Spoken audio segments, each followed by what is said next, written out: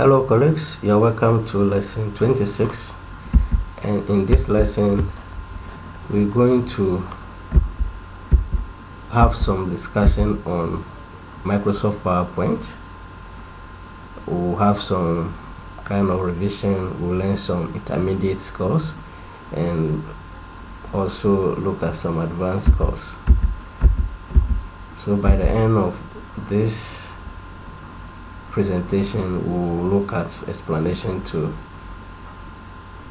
Microsoft PowerPoint. We'll have some kind of PowerPoint basic which you need to take note of. Then we'll look at some discussion on how PowerPoint can be used in teaching, looking at presentation, how to engage students and the likes. Then we'll look at some educational model that can be related to PowerPoint. Then we'll look at some research results, and later on your own you can interrogate that. Then we'll look at how to do some annotations using PowerPoint. That's how you can use PowerPoint as a smart board. Then we'll look at how to have non-linear presentation whereby you can pause, navigate around and learn some fundamental and intermediate skills. One may ask, what is PowerPoint? And as a revision, we look at PowerPoint as some kind of graphics application that can handle text. You can use it to outline items. You can also use it to draw some shapes and the likes. You can also have some graphing with it. Then you can insert art, images, sounds and other things. So basically that's an overview of what Microsoft PowerPoint is. Now some basics. Anytime you want to begin, you have to know your content, what you want to present. Those that will be your audience, you must be able to identify them. Then you must also find out how the presentation will be, whether it will be live or it will be through the intranet or the internet.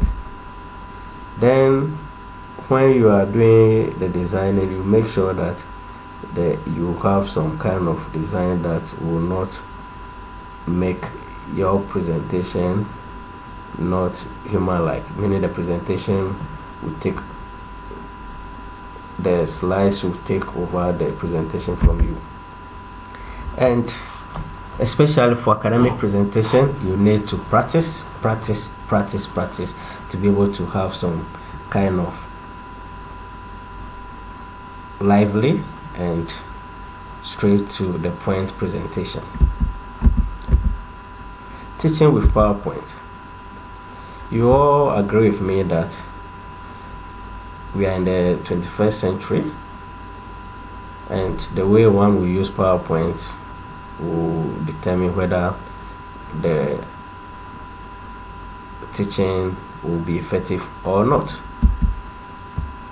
Now, PowerPoint can be used effectively to present resources to learners in the classroom and also to guide them to learn.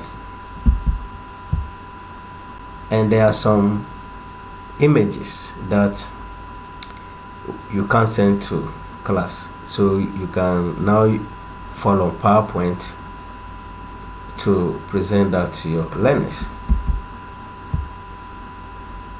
And as you are developing your online course, you in one way or the other have some PowerPoint stuff for your learners. So PowerPoint is very useful when you want to give course resources or materials to your learners via the online platform.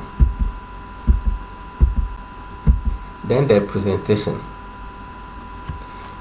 You can present your PowerPoint in such a way that before the day of presentation you have some printout, and students will have the printout before the presentation.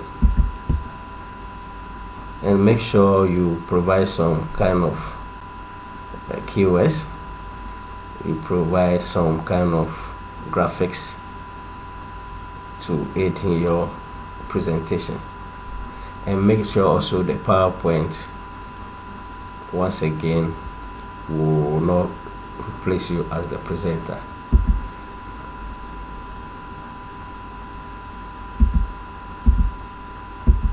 Presentation continues. When you're using PowerPoint, especially in teaching, there must be some kind of pausing, or you break and try to gain the attention of your learners. So the pause could be some kind of period that maybe you want to transition into a new concept. How do you do that? The shortcut is you just press B during presentation. It gives you a black screen. You press the B again, it gives you back the presentation. If you want a white screen, W, so that you now engage your learners, you press W again, the presentation comes. Then you can now navigate.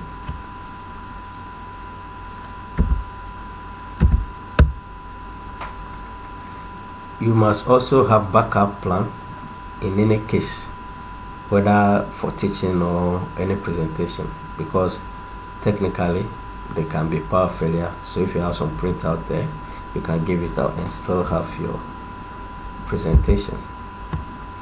And in teaching wise, you have to allow yourself, relax, and don't try to go through the slides anyhow.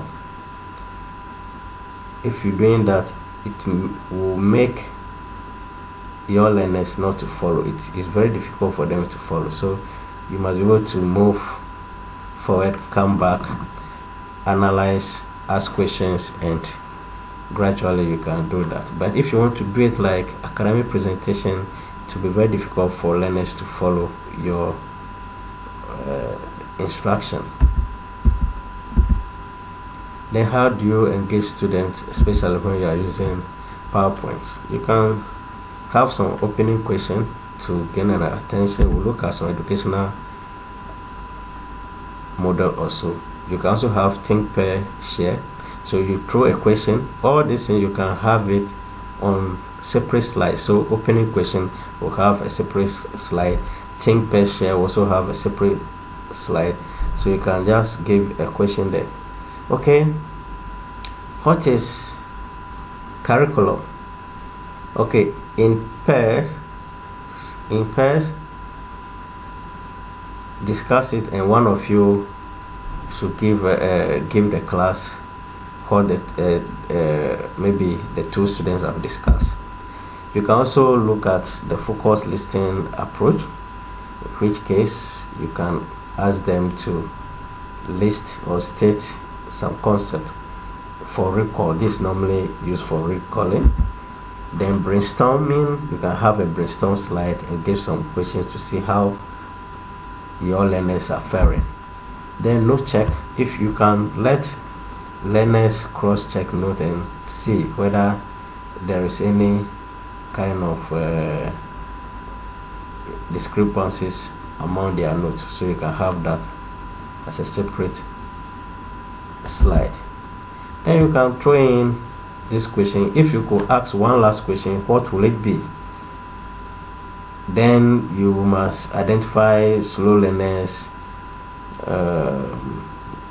then quick learners also, and throw the questions. And if truly they were following you, the one or two will be able to tell you or ask you a question.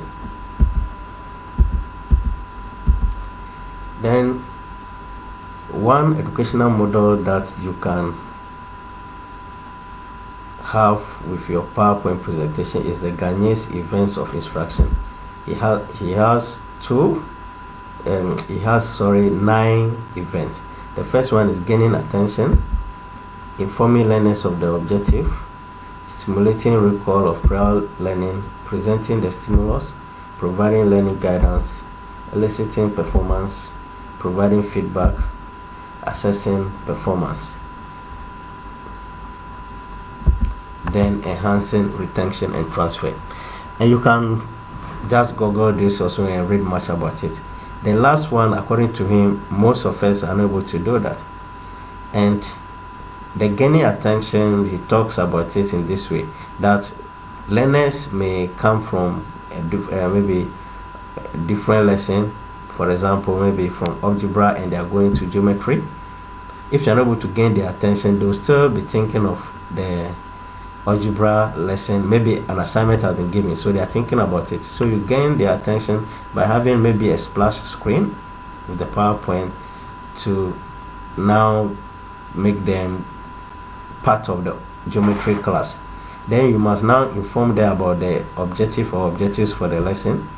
Then you now move on to the RPK before you start presenting the stimulus, by which time they now feel that they are in geometry class but not algebra class. Then you provide some learning guidance, you elicit performance, and this you may not have separate PowerPoint slide for them like the previous one. You can just have the presentation following this educational model.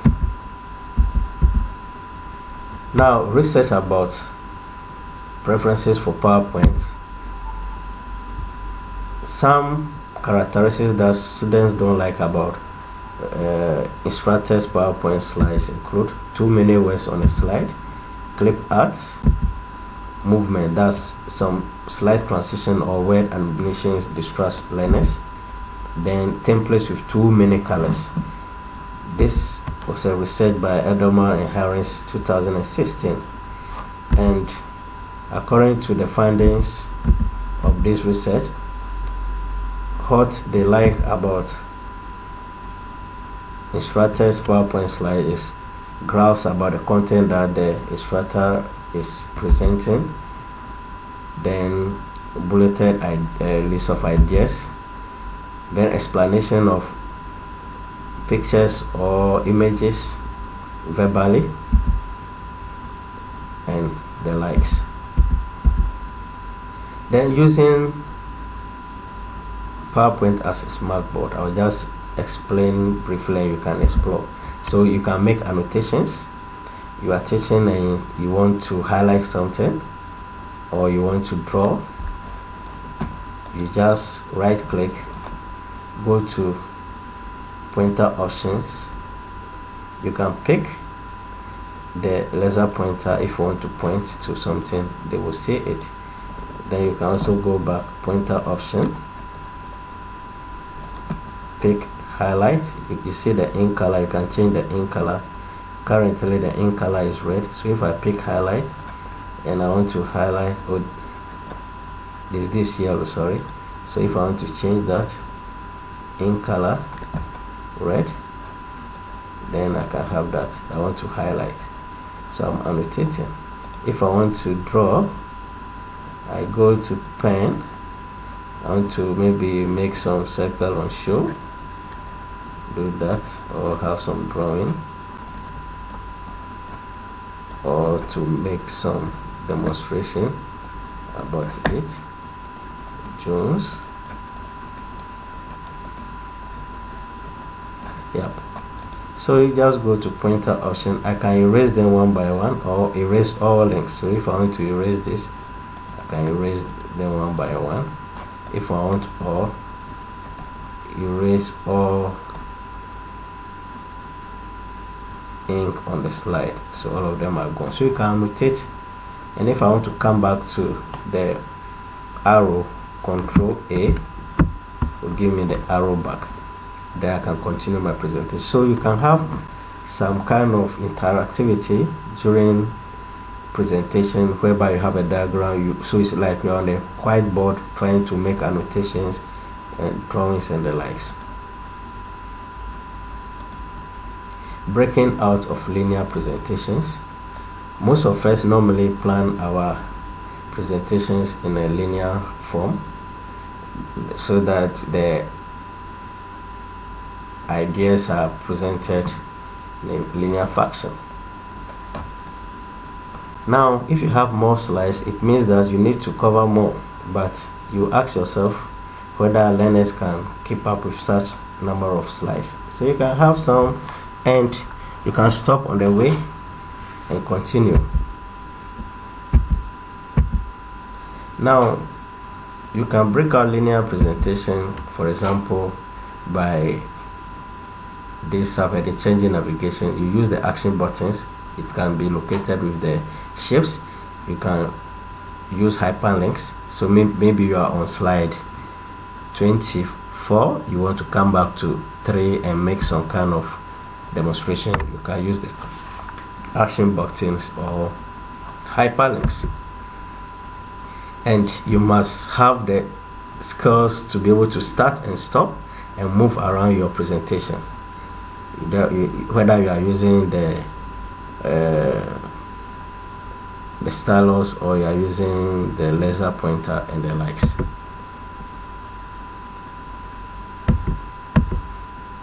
Then mastering on screen show. If you want the next slide, you can press N. That's either you want the next slide or the next animation. If I press N, it gives me the next animation. You can use the space bar. If I press P, I can go back. If I press N, yep. If I want to go to a slide number, I type the number and I can move. Maybe I'll locate, I don't know yet, but we'll check which slide we are on now, and we can do that later on. Then we've learned about this, the B being black screen back, then W being white screen.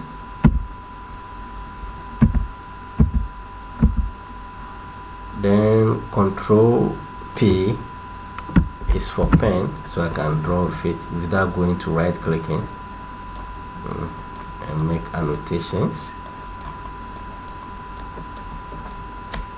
Then Control A is for, you can save annotations if you wish, so the annotation will be there. Control A, you come back to the pointer. Then if you want to erase all annotation, Control E, then you get the eraser and do the clearing. I want to go back to the arrow, Control A, continue the presentation. I'm sure you know escape will end up the presentation. Then display this list during slideshow, that's F1. F1 will give you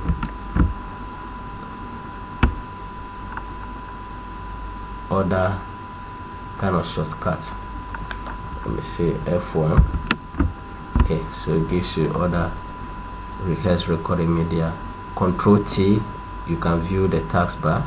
So if I want to, I'm presenting, I want to view the taskbar, Control T, then I can view the taskbar and do other things. Okay,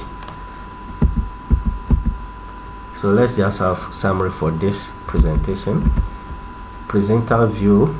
Let's assume that you have things that you want to present and you don't want to load your slide, but you want to have a presenter view. You can have notes there separately. I'm sure I have some here, I'll show you. In this case, you have to right click, and PowerPoint 2013 upwards have that automatically. So you right click, show presenter view. So this is the presenter view, the notes are here. So here I am on slide 18.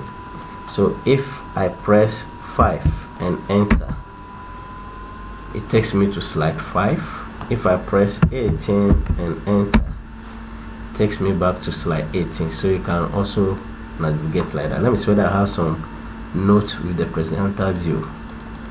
Then you see it. Okay, so this is a presenter view. There are some keystroke shortcut you can use. This is a presenter view. So you can have a note like that. So I'm going back to 18. So you can have the notes. Your audience will not see the note. You can see and have your presentation. So you can use the presenter view. Then best practices during delivery, you must be able to just left click and advance. You can use the right clicking. We've learned all this, so you must be able to go forward, go backward, and do a lot of navigations. Then during presentation, try not to read directly. If you have so many slides, or you have so many maybe text on a slide, what you need to do is you teach around the material instead of reading directly verbatim. So that's it. Then you can also use that screen. We've talked about that already. That's the B to toggle, pause your presentation. You have to learn keyboard skills, mouse skills, and toggle between white background, and ask questions. But these are some of the links that you can also consult for additional information. Yeah. Okay. Yeah. So this is a typical UWD. So thank you for watching. I hope you practice some of the techniques on your own.